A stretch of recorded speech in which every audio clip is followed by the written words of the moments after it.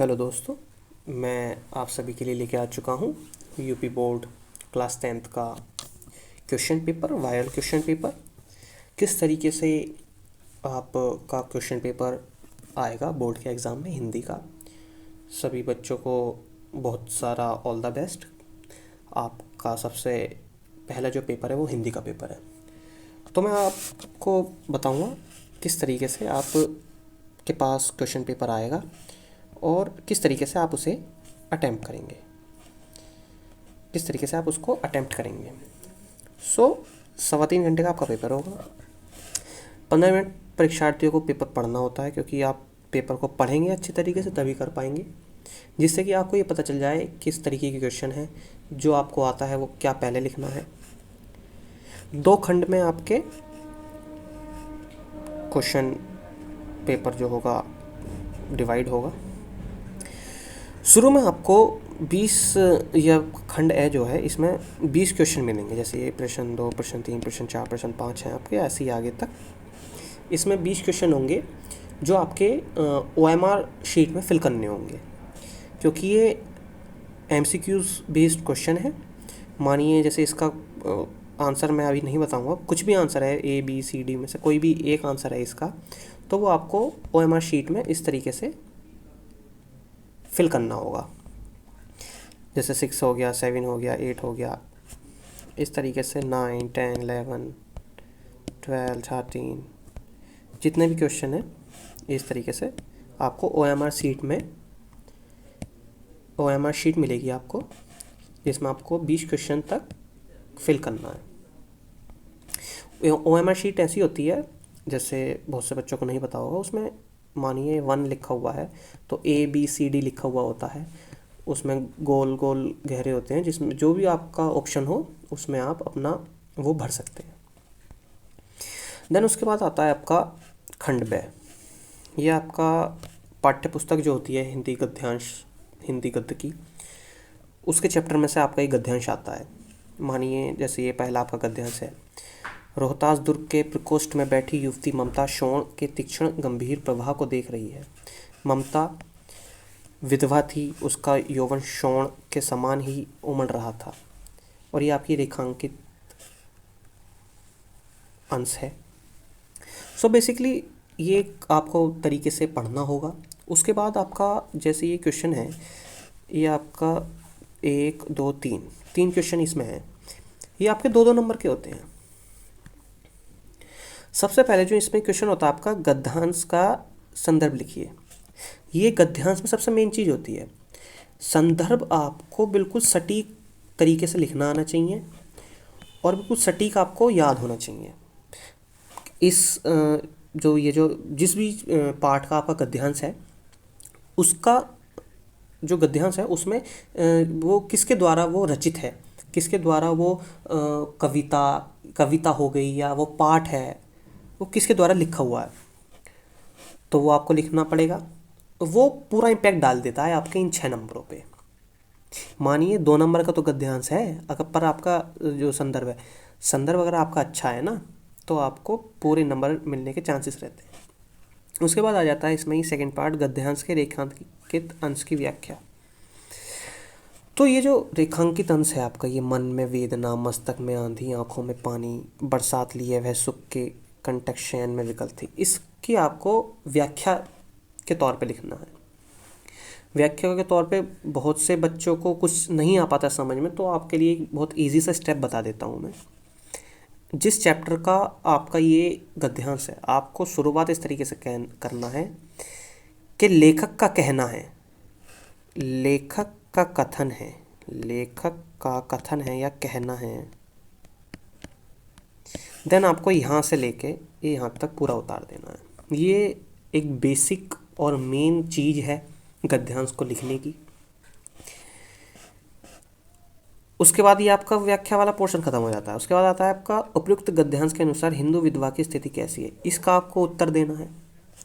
तो ये आपके 2 गद्यांश आते हैं हिंदी गद्य में से, अथवा इसी तरीके से आपका दूसरा है। तो जो आपको उस समय पे उसका संदर्भ अच्छे से याद आ पाए, आप उसकी व्याख्या अच्छे से कर पाएँ, वो आपको अटेम्प्ट करना है। दोनों में से एक करना है। उसी के बाद आ जाता है आपका पद्यांश। जितने भी कवि वाले चैप्टर हैं जिसमें आपकी इस तरीके की कविताएं सी हैं वो आपके पद्यांश पोर्शन में आती हैं। उधो मन न भयो 10-20 एक हो तो सो गयो श्याम संग को अवराधे ईश। इंद्री स्थिल भई के सब बिन ज्यो देही बिनु शीस। आशा लगी रहत तनि स्वाम श्वासा जीवही कोटि बरीश। तुम तो सखा श्याम सुंदर के सकल जोग के ईश। सूर हमारे नंद नंद बिनु और नहीं जगदीश। ये आपको पता होना चाहिए, इसकी व्याख्या आपको पता होनी चाहिए। मैं इसी के जैसे आपके लिए मॉडल पेपर लाऊंगा जिसको मैं आपको आंसर के साथ समझाऊंगा कि उसका क्या व्याख्या होगी। ये मैंने एक थीम बता रहा हूँ किस तरीके से क्वेश्चन पेपर आएगा और आपको अटेम्प्ट करना है। तो आपको ये पढ़ना है, ये पूरा क्वेश्चन अपनी आंसर कॉपी में नहीं लिखना है, थोड़ा सा लिख दिया, मानिए एक वर्ड लिख दिया, ये लिख दिया। उसके बाद इसमें आ जाता है पद्यांश का संदर्भ। इसमें भी यही काम करना है। संदर्भ आपको अच्छे तरीके से याद होना चाहिए, संदर्भ बहुत अच्छी तरीके से लिखना चाहिए। उसके बाद रेखांकित अंश का भाव स्पष्ट कीजिए। ये जितने भी रेखांकित अंश का भाग है ये आपको स्पष्ट करना है व्याख्या के तौर पे। उपयुक्त पंक्तियों की भाषा एवं छंद लिखिए। ये जो पंक्तियाँ थीं इसमें किस भाषा का उपयोग हुआ है और इसमें छंद क्या है उसका आपको लिखना है उसके बारे में। तो अगर आप तरीके से लिखते हैं तो उम्मीद है कि 6 में से 6 मिल जाएंगे नंबर, अगर नहीं भी मिले 6 तो 5 तो कंफर्म है। उसके बाद इसमें आपका अथवा का है, जैसे पद्यांश में भी आपको 2 ऑप्शन दिए जाते हैं जैसे गद्यांश में दिए गए थे। 2 में से आप कोई भी एक कर सकते हैं। तो देन उसके बाद जैसे ये वाला है, शीस जटा और बाहु विशाल विलोचन लाल तिरछी सी भौहें। तून सरासन वान धरे तुलसी वन मार्ग में सुरी सोहें। सादर वारही वार सुभाए चीते तुम त्यो हमरे मन मोहे। पुछते ही ग्राम बधु शियसो कहो सावरे से सखी रावरे को हुई।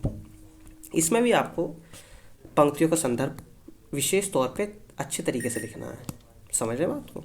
उसके बाद रेखांकित अंश की व्याख्या और वाहु विशाल विलोचन लाल में कौन सा अलंकार है ये आपको लिखना है।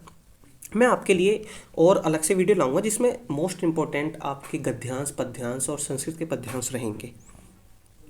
सो ये इस तरीके का आपका क्वेश्चन पेपर आएगा और किस तरीके से सॉल्व करना है ये आपका है।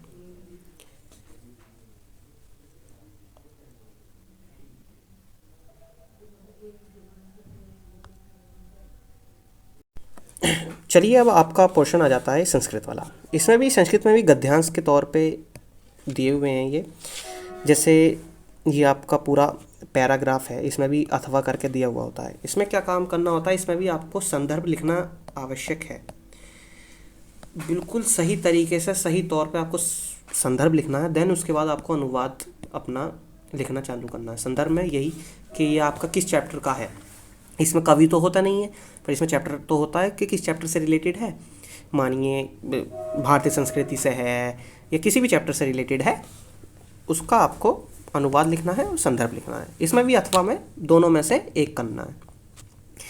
उसके बाद आता है आपको दिए गए संस्कृत श्लोकों में से किसी एक श्लोक का संदर्भ सहित अनुवाद कीजिए। इसमें भी आपके श्लोक दिए हुए हैं 2। इसमें भी आपको एक श्लोक करना है जिसका सबसे फर्स्ट में संदर्भ लिखना है, किस चैप्टर का है क्या है, और देन उसके बाद आपको अनुवाद लिखना है। उसके बाद आपका पोर्शन आ जाता है जीवन परिचय का। इसमें ये गद्यांश के जीवन परिचय हैं, गद्य पाठ, गद्य उसके जो आपका हिंदी गद्य की बुक है। जैसे इसमें दे रखा है रामचंद्र शुक्ल, डॉक्टर राजेंद्र प्रसाद, जयशंकर प्रसाद। आप गद्य में और पद्य में 4-4 जीवन परिचय आवश्यक तौर पे याद करें। और जैसे इसमें तुलसीदास, सूरदास, सुमित्रानंद पंत, ये आपको याद करने ज़रूरी हैं। 4-4 तो कम से कम याद होने चाहिए, कोई ना कोई सा एक आपका फंस जाएगा, एक करना होता है। जैसे इसमें से 3 दे दिए, ये आपके मोस्ट इंपॉर्टेंट हैं, इसके तीनों और इसके ये तीनों, और एक एक आप अपनी तरफ से और जो आपके पाठ में आपका पाठ है गद्य उसका किताब का, उसमें आप याद कर सकते हैं। और किस तरीके से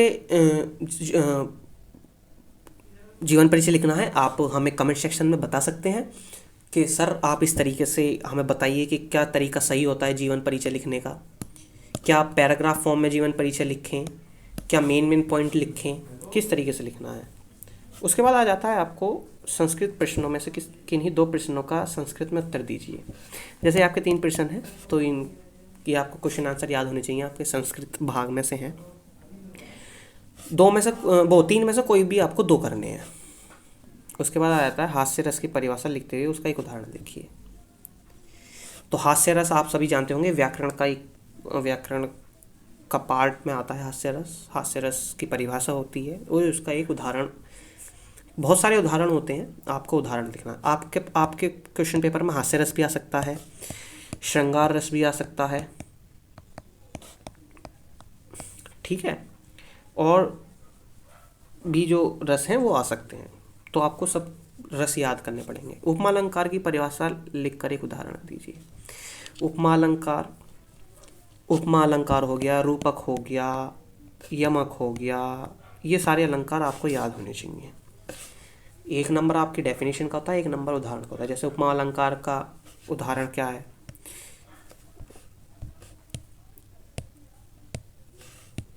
मुख मयंक संग मंजू मना मनोहर,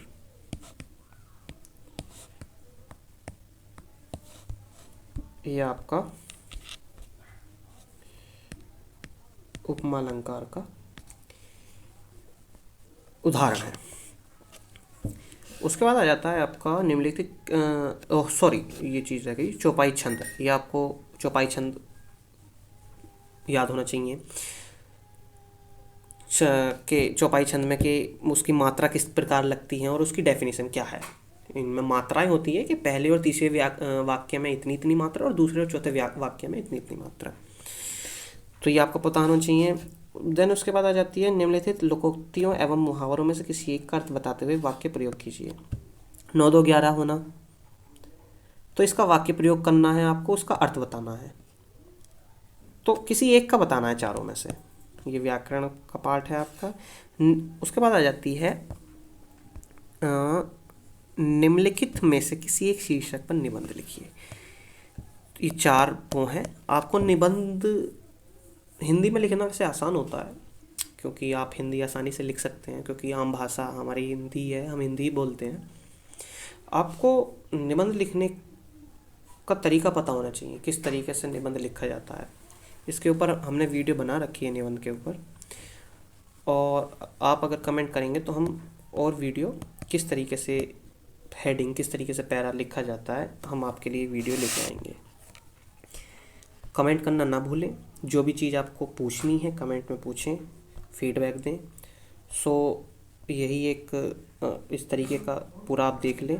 ये ऐसा आपका क्वेश्चन पेपर आएगा, डिट्टो सेम, मतलब थोड़े बहुत क्वेश्चन अलग हो सकते हैं, पर काफ़ी हद तक इस तरीके का क्वेश्चन पेपर आएगा।